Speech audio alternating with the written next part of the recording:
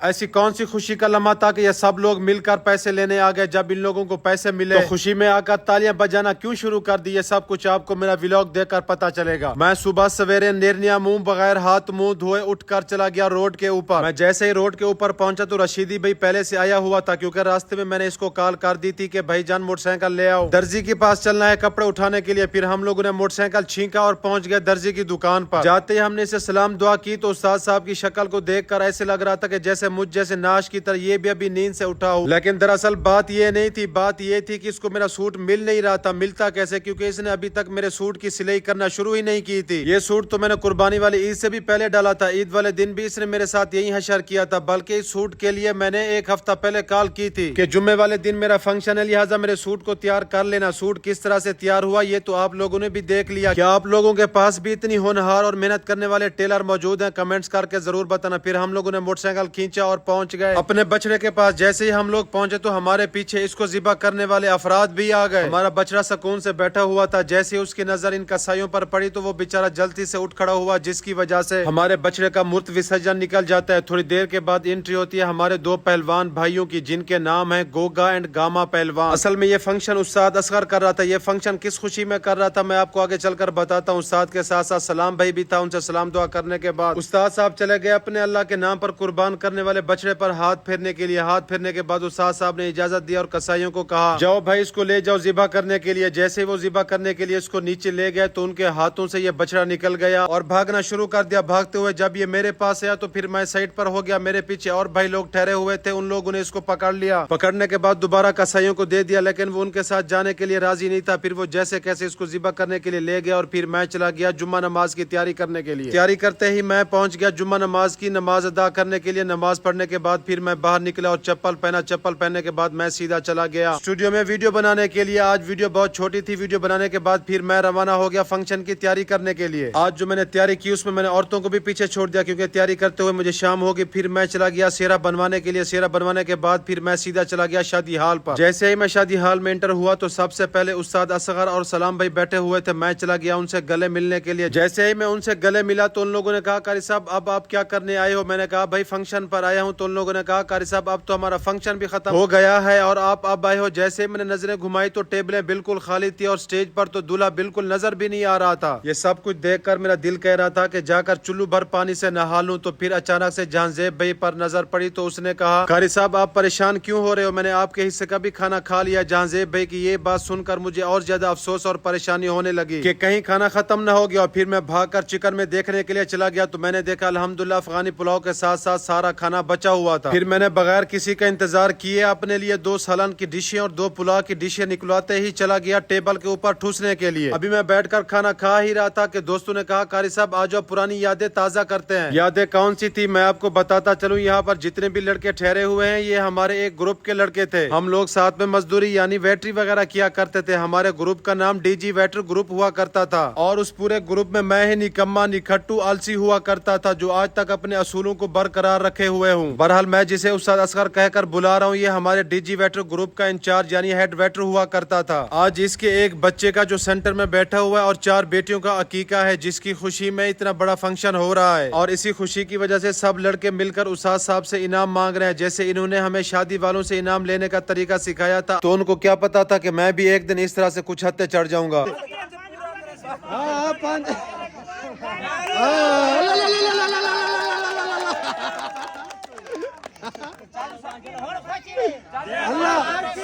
लड़कों को 5000 इनाम दिलवाने के बाद फिर हम सब लोग बैठ गए गप्पे शप्पे लगाने के लिए। गप्पे शप्पे लगाने के बाद जब पूरा हाल खाली हो गया हमने उस्ताद साहब को गले लगाकर एक और बार मुबारकबादी देते हुए उनसे ली इजाजत और फिर रवाना हो गए अपने अपने घर की तरफ।